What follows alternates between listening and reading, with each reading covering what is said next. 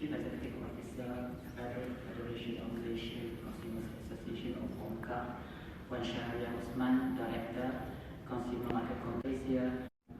Probably there is some miscommunication on my part because I thought I was supposed to do the welcoming address. So I was really looking forward to just come in and introduce the program and of course Encik Azadin has actually done that. So I have to change my script now to cater for what I see, the kind of things that we are doing. So I'm going to be very candid and also open with all of you for this session. First of all, I would like to welcome all of you to this event today. As mentioned by Encik Azadin, actually this is actually part and parcel of what we see, a collective initiative. While when we set up AKPK 2006, we were actually looking more from the angle of how to help people when they are heavily indebted in debts, and how to try to help them to resolve debts that they have with financial institutions.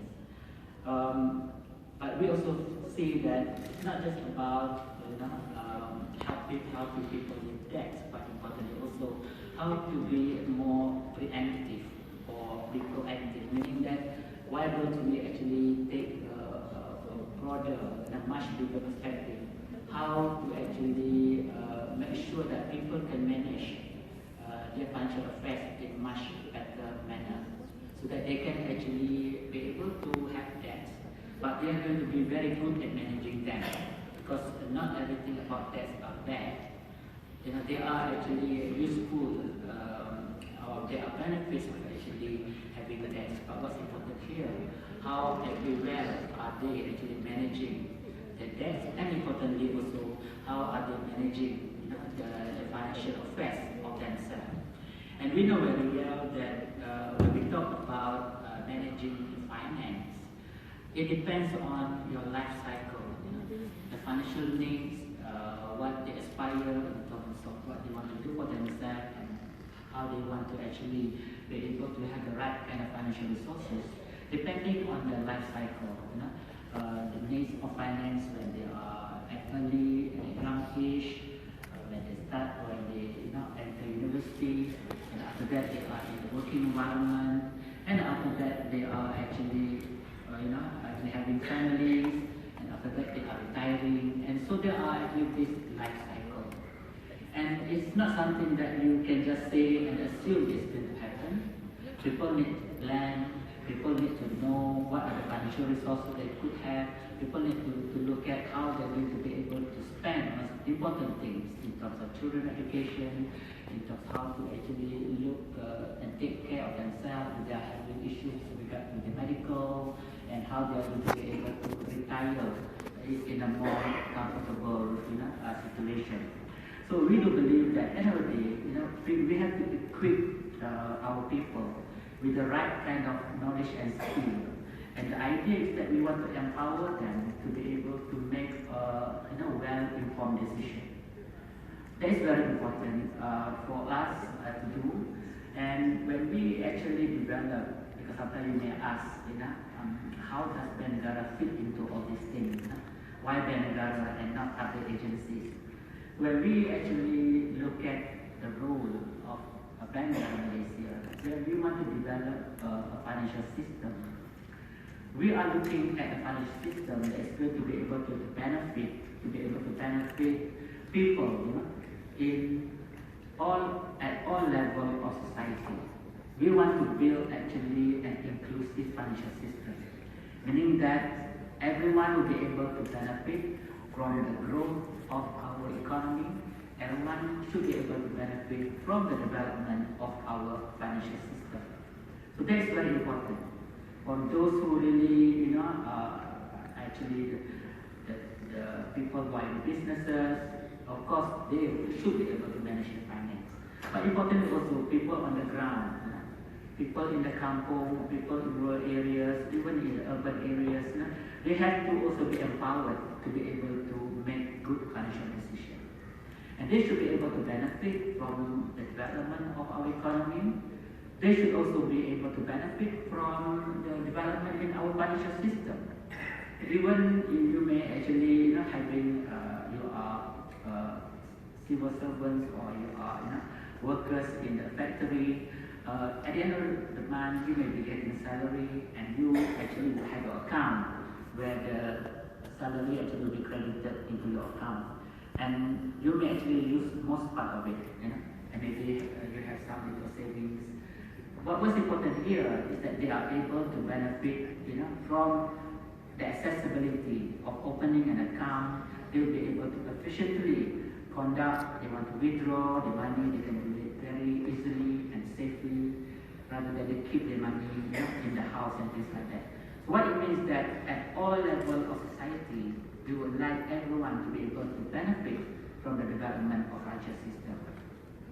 So based on that, when we actually create, as situation improve or progress, we would like to see that everyone, in the society will be able to elevate, the standards of living.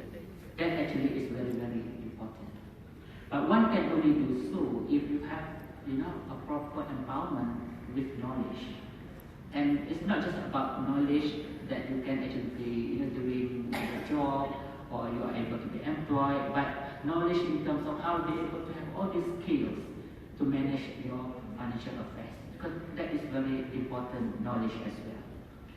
So when we have a situation where we see people, definitely if they want to actually own a house, most of the time they will have to borrow. Or even if you are actually, wanting to go to work and you need a car, most likely you're going to borrow to purchase a car. But what's important here is that when you have that kind of borrowing, how you are able to manage it in a way that is going to be benefiting you at the same time. So how you're going to not fall into the trap, of high indebtedness. So this is actually very important. So when we started AKPK in 2006, it's very much about how to undertake some kind of debt management, or to allow people who have actually too much debt to be able to be assisted, meaning that they are able to have someone that can help them, because sometimes they have a few loans in a few banks, or maybe collectively they got 3 or 4 loans in the various banks. So it's not quite easy actually, because one bank may decide to actually take an action, bankruptcy action and things like that. So the idea is that when we actually manage this process, we can actually restructure those loans, and maybe we can find a way how the person who are indebted can actually be able to pay in a way that is more manageable for him or her, and at least we can avoid that person, from bankruptcy. So that's very important, because we want to sustain, make sure that overall we can manage the confidence in our financial system. We have seen in those countries where people are highly indebted, and there's no proper effort done collectively, they actually can cause severe hardship to the consumers, and even it can even bring down the economy as well. We have seen that happen in some of the countries, even like in Korea, when they actually have debt crisis arising from high household debt, where there are too much credit card loans, set up AKPK. But as we move, we are already now in our 11th year.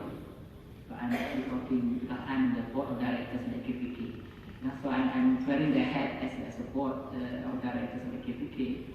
So when we look at the journey of AKPK, we see that that we have to actually play a bigger role.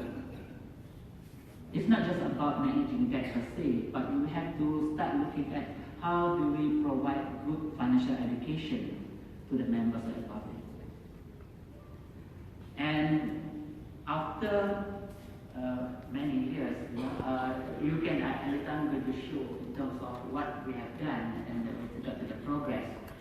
But importantly is that this is actually a very important element in our system, to be able to actually empower financial consumers, so that they can actually make a well-informed decision. But we want to equip them. But this journey of financial education cannot be very sporadic. It cannot be sporadic where you just do it and hopefully people actually can benefit from it. What we have learned also is that while we could do a lot of financial awareness or education, we still have a challenge in terms of changing the behavior of the people. You can actually attend a function or you can attend a briefing session about good financial management and what are the tips, the do's and don'ts, but doesn't mean that you're going to act on it. So this is always a challenge in any kind of educational realm, that you can actually give a lot of awareness, but that does not necessarily translate into the kind of behavior that you actually wanted to achieve. So that actually, to me, actually a system problem, even a cultural dimension that actually we should look into. So when we look at financial education, we know very well that one agency cannot do it.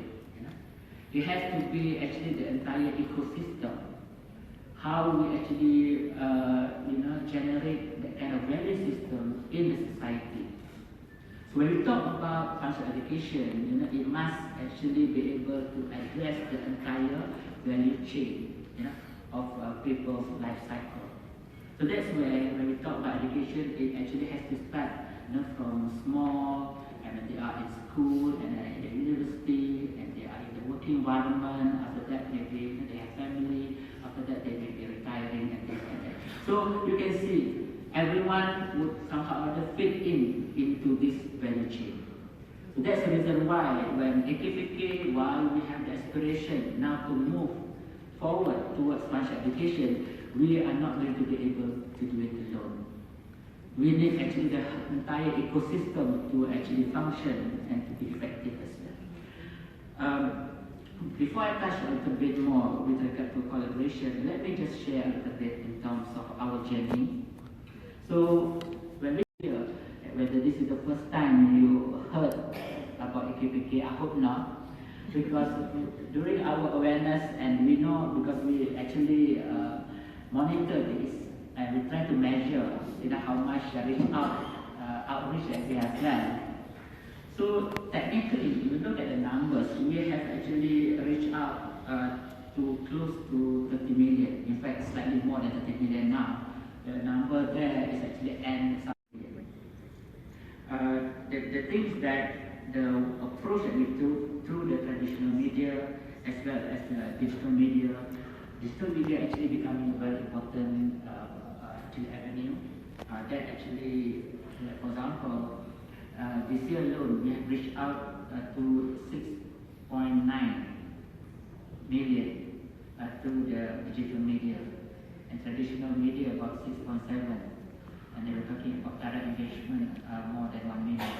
So in fact this year, you can correct me if I'm wrong, we are already reaching about 15 million.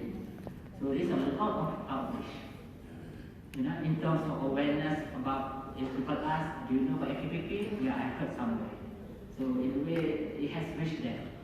But that does not mean it translates into what it means that people know, but whether they are actually going forward to understand a bit more, or whether they actually come forward to really see whether they need any assistance or they need better financial knowledge. But let's move to the next slide. So if you look at it, first just now we talked about awareness about AKPK. Okay, we can do a lot of that.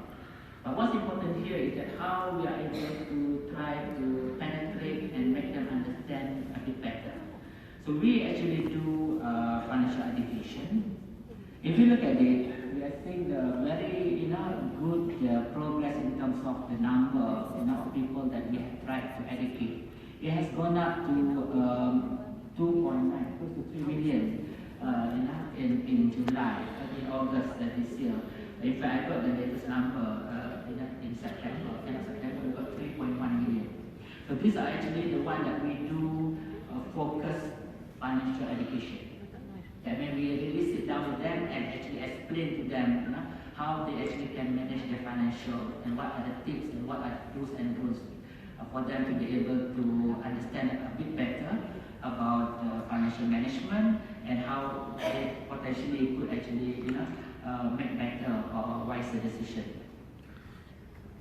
But importantly as well is that there are some of them who are actually probably in difficulty or they have concern about their financial situation.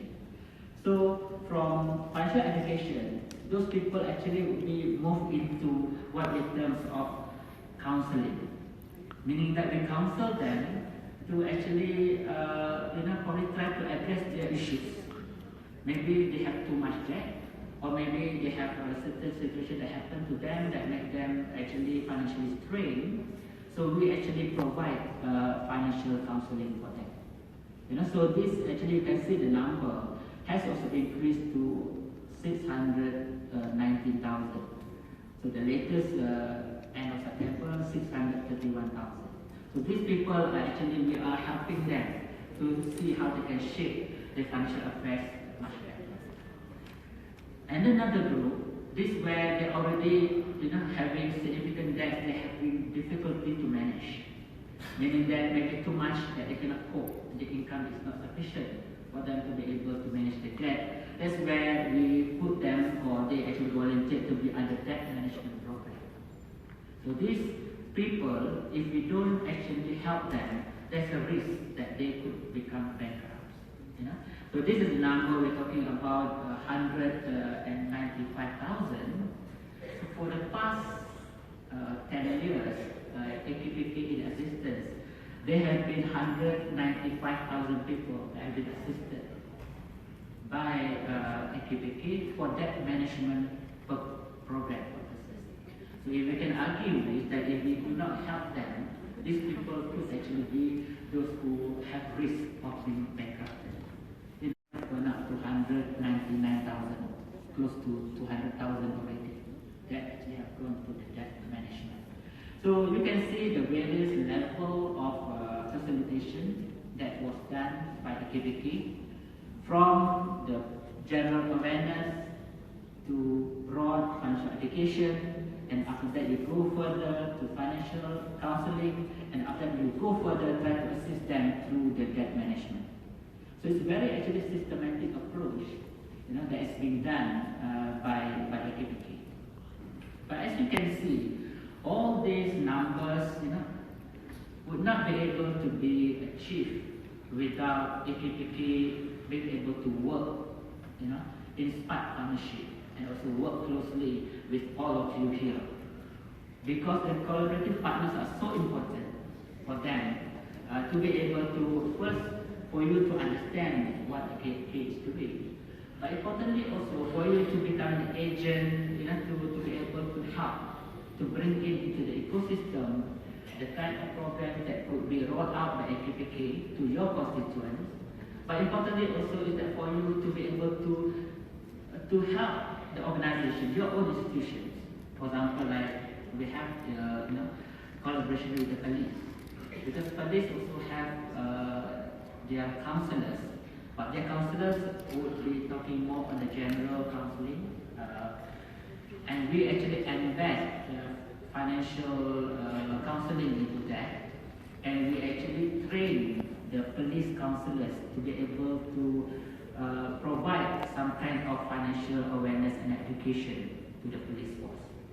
So this concept actually is very, very important to us, because this is actually what we term as training the trainers, or training of trainers concept, because it does actually create significant multiplier effects to the system. So that's where we see the number, you can see the graph actually earlier, it's actually showing a faster trajectory in terms of impact. That's because we are already seeing the spillover as well as the multiplier effect actually taking place already in the system. So you can imagine if there are more collaborators, there are more agencies, private sector as well as public that come on board, and you are also actually playing a role how you can also educate people, then we are going to actually probably achieve a much bigger impact to mitigate the risk of indebtedness in our system. So this is something that I want to share because this actually is a very big motivation why all of you should participate in this. And I'm so happy because like just now, Hassan mentioned that we already have 18 government agencies, we have 11 private companies, we have 15 institutions of higher learning, and we have 17 financial institutions that actually have participated. So I'm sure that as more collaborators and as more high impact programs can actually be rolled out, we are going to actually achieve a lot more. What's important here is that in all scheme of things, we want to make sure that while people continue to accumulate debt, and sometimes we have listened that Malaysia's household debts is relatively high compared to even some of the countries in the region. And we're talking about 86% of household debt to GDP ratio for Malaysia. But somehow or other, at this juncture, is still very much manageable. So part of the why we are able to manage because we are pragmatic in terms of how we are actually managing this issue. At the same time also, we put in all the institutional arrangement, including AKPK and the other entire ecosystem, to actually help to mitigate this risk. So people sometimes may underestimate to say that we don't see any issue. While there have been some increase in number of bankruptcies, but it is not systemic. It's not systemic at all as far as Malaysia is concerned. But people take for granted. Those things just happen and the risks are mitigated, not because it just happened that way and we're lucky. It is because we put in place all this framework and mechanism to actually mitigate those risks. At the same time, as a policymaker, a central bank, we continue to tell the bank they must be very responsible in your lending. For people who cannot afford to borrow, don't lend to them, because it's not good for the consumer. You may say that the banks are not good because they are not approving the loans. I want to buy a house, but the bank make it so difficult, I cannot borrow, as a result I cannot own a house. But the point is that if you continue to borrow, you may not be able to sustain that borrowing, and you may not be able to pay back the loan, and you ended up having your house being auctioned off, or you lose the house entirely, and you still face significant degree of difficulty in terms of managing your finance moving forward. So the point is that as an authority, we have to do the right thing. And people make questions that why we are constraining this, but what's important here is that as central bank and as a responsible authority, we have to do the right thing. People cannot continue to borrow if they cannot afford it. So the point is that when we move forward with all of you here today, what do we want to do? So when we talk about financial education, it should not just be pure education about if you have money, how you manage them, how you like to save and how you invest. It is also about how are we going to develop a kind of ecosystem. Because at the end of the day, we have to raise the level of income. So it's not just talking about one equation where you have money, how you manage them. But people are saying that you cannot be preaching to me about how much I need to save, how I'm going to spend wisely when I don't have enough income. So the point is that we have to start developing people's skills. How you should also have the right kind of skill and capability for you to be able to have higher income. So this is where what we're talking about. When we want the country to become a more developed and high income country, what it means is that we have to move up the value chain. People must be able to use the skills and capabilities, and for them to be able to earn higher income. But to earn higher income cannot just be about paying people without productivity. We must be able to also raise productivity. And what we do must be of higher value added that commensurate with higher income that we are receiving. So that's where we have to start actually elevate everyone in terms of skills, capabilities, and to be able to value add in terms of what you do. Then you can actually command a higher income. So when we do financial education, it's not just about how to go about in managing the money that you have. But what's important here is that so this whole gamut of financial education cannot be looked at in a narrow manner. We have to look at in the angle of how we actually empower people to be able to exercise their judgment, to be well educated, so they can actually have a better jobs with higher income. Transforming the entire system, culture, and also how to change people's behavior. And that is not something just we can narrow down to see that they must have the capacity and capabilities to have knowledge and strength for greater professionalism, higher productivity, and be able to at the end of the day enjoy greater benefits in terms of wealth and also income.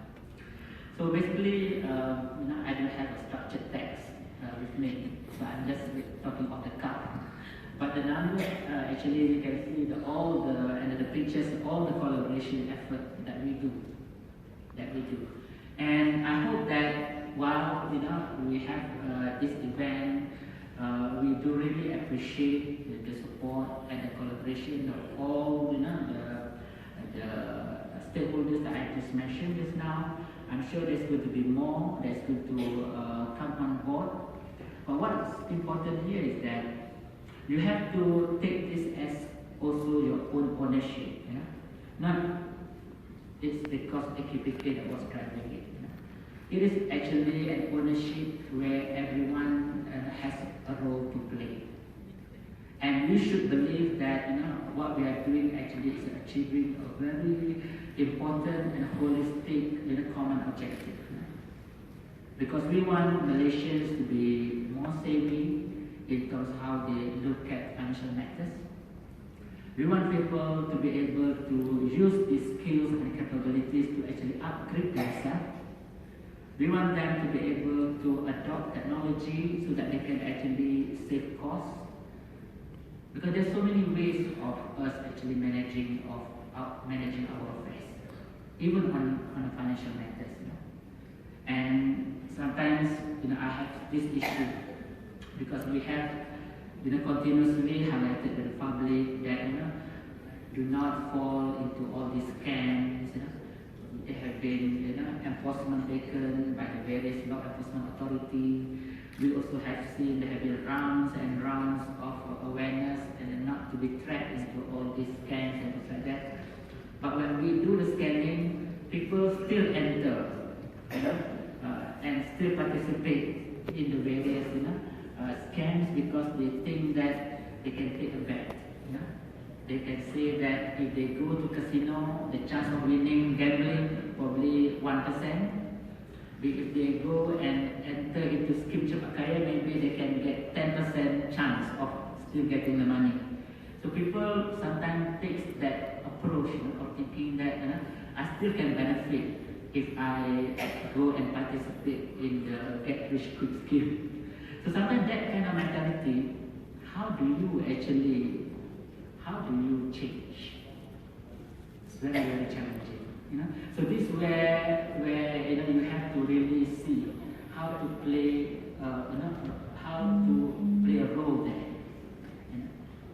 And no one can actually do it alone. So I would like to take this opportunity first to thank all of you for being part of us to actually spearhead a broader, wider, more holistic financial education. Definitely there will be a lot more efforts moving forward.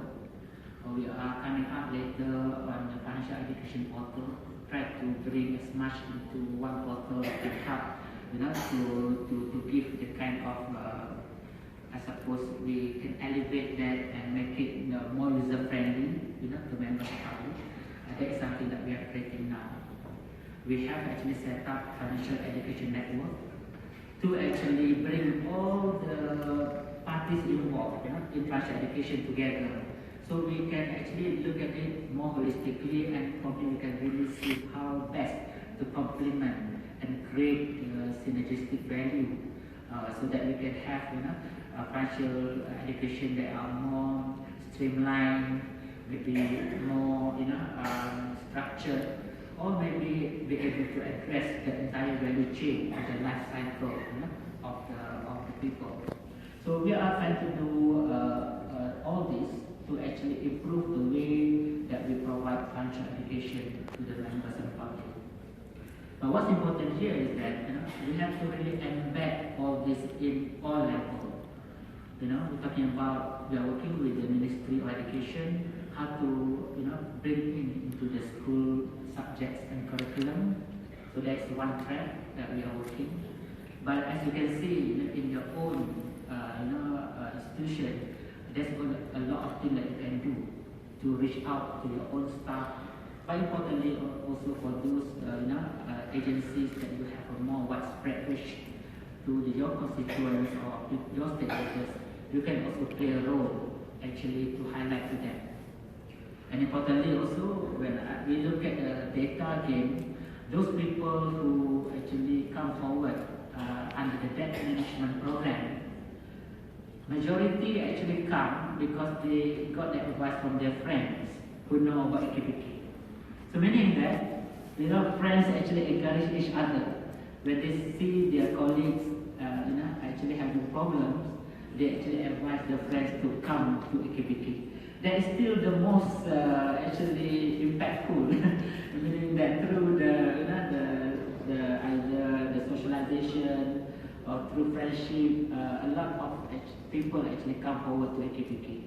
So we do not want to underestimate the value, how this actually ecosystem actually works in our society.